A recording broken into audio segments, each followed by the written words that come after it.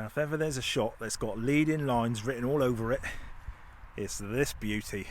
Look at that, look, leading line of the track, little bit of detail in the sky. I'll move that sun, I think that's too glary. I'll probably frame it about there. Focused about here somewhere, about a third of the way in. F8, woof.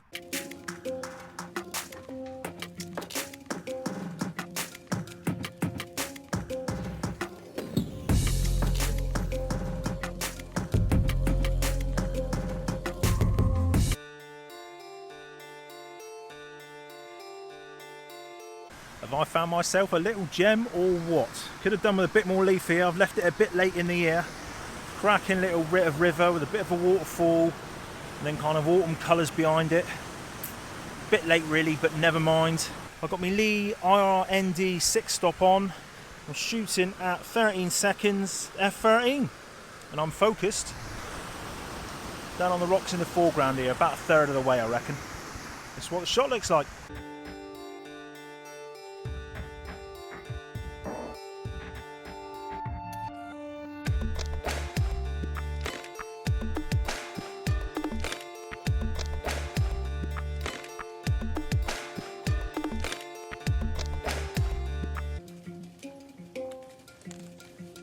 Alright, I've just been thinking, if any of you out there are thinking of starting a YouTube channel, do it.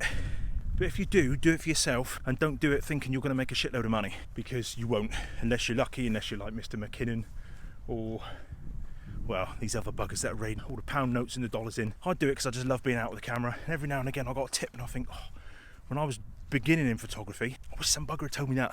So every now and again I'll just drop little tips in. If people like watching me, cool, fair enough. I mean, I don't make any money, I've only got about 500 followers, and this channel's been going for, I don't know, 2 or 3 years, 4 years even. But I just love doing it. I mean, obviously I don't record every photography trip I go out on. In fact, funny enough, every time I go out and take pictures, when I don't record it, that's when I get my best pictures. Another good thing is it's something for your grandkids to look on. If they can look back when you're in your 40s and see you in your prime doing what you love, I reckon it'd be a cool thing to watch. I'd love to see videos of my granddad from when he was in his 40s. Cheers! It's always the way, you jump in the car for an hour and a half because you know there's a shot there, but then when you get there, the sky is just as white as you like. But there's some cool reflections in the foreground, so I'll quickly spin you around and show you what I've got. Right, there's nothing I can do about that white sky. I may be able to pull something back, but to be honest, it's not about the sky, it's about this, mainly about this reflection. I've kind of framed it up like that, this nice point from left to right, like that. Focus pretty much, probably on the reeds actually. I'm shooting at f10, I've got about a 1/5 of a second, no filters needed. Yeah, I quite like it, not bad.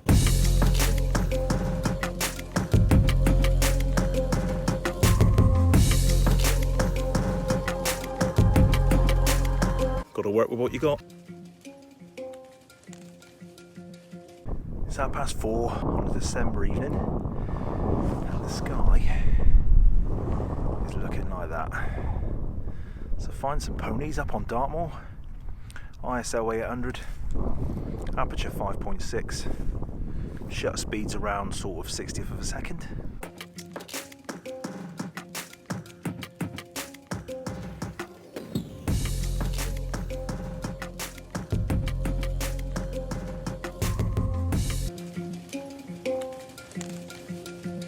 Right, how you doing all? Just a quick one. Love my Manfrotto tripod. Love it, love it, love it. I don't even, what model is it? 190X. Great, but sometimes I don't want to carry this lumpy thing around because I just want to zip about and get time lapses on my Canon EOS R. So I'm just going to flip you around and show you a little tripod I got here. It cost me about 20 quid, but it's an absolute beauty. I'll spin you around and show you what I got.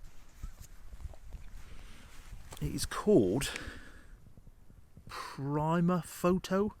Admittedly, I've got a my Canon EOS R, just doing a time lapse. I've put a the quick release plate jobby on, like a third-party one that fits the Manfrotto, that fits all the camera bases. For a cheap little tripod, I mean, it opens up, stands about 5 foot, but for getting down low and things like that, and it's so light, Prima Photo, well worth it, people. Cool. Cheers. Bye.